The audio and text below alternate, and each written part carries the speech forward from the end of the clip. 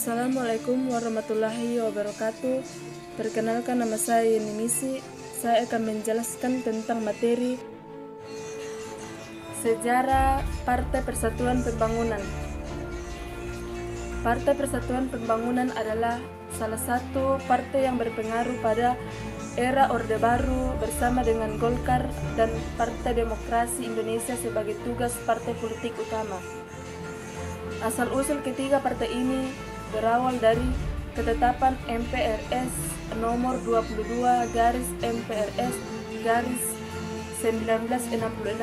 yang isinya agar pemerintah bersama DPR GR segera membuat undang-undang yang mengatur kepertanian, ormas, dan kekaryaan yang disederhanakan. Para tokoh pendiri Partai Persatuan Pembangunan yaitu Idam Kait, Ketua Umum PBNU, Muhammad Safaat Hintarja, Ketua Umum Permusi, Haji Hawat Cokroaminoto, Haji Ruslim Halil, Ketua Umum Partai, Haji Mashkur, Ketua Kelompok Persatuan Pembangunan di DPR. Baik, nama saya Anis Sumaira. Di sini saya akan menjelaskan tentang penggantian lambang Partai Persatuan Pembangunan atau biasa disingkat dengan sebutan P3. P3 pernah mengganti asas dan lambang partai politiknya karena tekanan yang terjadi pada masa Orde Baru. Pada awalnya, Partai Persatuan Pembangunan mempunyai asas Islam dan berlambangkan Ka'bah, namun mengganti asasnya menjadi Pancasila karena sistem politik dan peraturan perundangan yang terjadi pada saat itu. Pada saat itu, PP resmi menggunakan asas Pancasila dan mengganti lambangnya dengan gambar bintang segi 5. Kemudian, pada saat itu, kembali lagi mengganti asas dan lambangnya setelah Orde Baru tumbang dan Presiden Soeharto lengser. Walaupun begitu, komitmen Partai Persatuan Pembangunan untuk mendukung keutuhan NKRI berdasarkan Pancasila tidak berubah. Ketua Umum Partai Persatuan Pembangunan.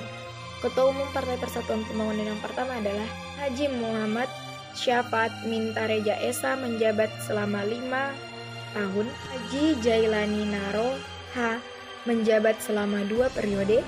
Yang ketiga Haji Ismail Muktamar. Yang keempat Haji Hamzah Haz. Yang kelima Haji Surya Darmanali.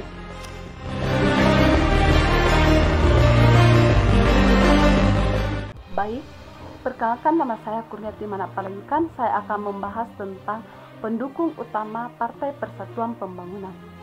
Partai Persatuan Pembangunan merupakan fusi dari 4 partai politik, yakni Partai Nahdlatul Ulama, Partai Muslimin Indonesia, Partai Syarikat Islam Indonesia, dan Partai Islam.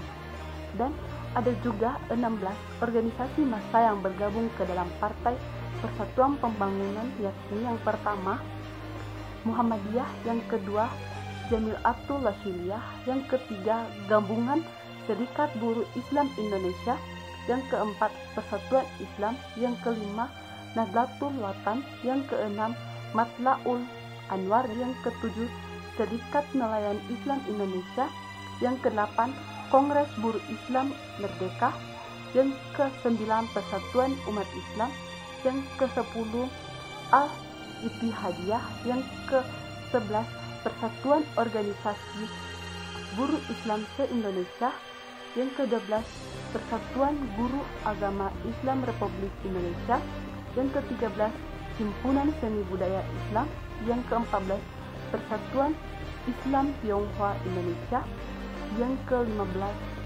Al-Isyad Al-Ilm Islamiyah, yang ke-16 Wanita Islam. Baik, itulah penjelasan saya. Terima kasih.